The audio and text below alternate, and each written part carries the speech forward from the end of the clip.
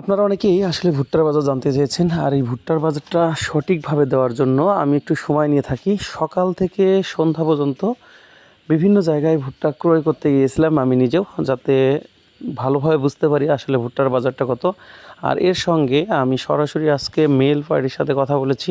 আপনারা যারা ভুট্টা বেশি করে বিক্রয় করতে চাচ্ছেন বা ব্যবসা করতে চাচ্ছেন, অবশ্যই আপনাদের নাম্বার দিয়ে রাখিয়েন এবং ঠিকানাটা অবশ্যই বলবেন।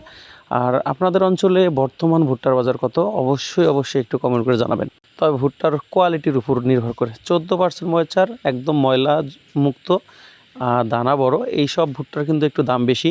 এ কারণেই আমরা কিন্তু ভুট্টার বীজ বিক্রয়ের ক্ষেত্রে বিভিন্ন দিকগুলা তুলে ধরেছিলাম। আপনারা যারা হয়তোবা খেয়াল করেছেন, সেক্ষেত্রে তারা কিন্তু বর্তমান কিছু টাকা একটু বেশি দামে বিক্রয় করতে পারতেছেন।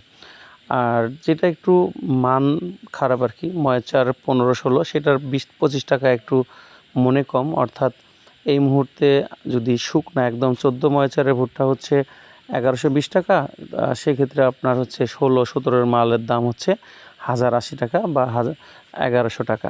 আর আরেকটা বিষয়, সেটা হচ্ছে আমরা ভুট্টা বিক্রয় করার ক্ষেত্রে যে জিনিসটা সবচেয়ে গুরুত্ব দিব, সেটা হচ্ছে ভুট্টায় যাতে ময়লা না থাকে। এইবার সবচেয়ে বেশি সমস্যাটা হচ্ছে ময়লার ওজন কম। যদি আপনি পরিষ্কার রাখতে পারেন ভুট্টা, সেক্ষেত্রে কিন্তু মহাজনরা একটু দাম বেশি দেয়। আর ভুট্টার দাম অনেকেই জানতে চেয়েছেন সামনে বাড়বে কি না।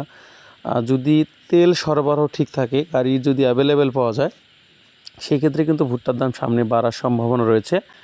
পর্যাপ্ত গাড়ি পাওয়া যাচ্ছে না, এই গাড়ির অভাবে আপনার ভুট্টার দাম কিন্তু কম যাচ্ছে। যেখানে গাড়ি ভাড়া ছিল 1300 টাকা টন, সেইখানে গাড়ি ভাড়া এখন যাচ্ছে 1800 থেকে 2000 টাকা। এই যে আপনার 700-800 টাকা টন প্রতি বেশি যাচ্ছে, এই টাকাটা কিন্তু মূলত এই ভুট্টার উপর ডিপেন্ড করতেছে।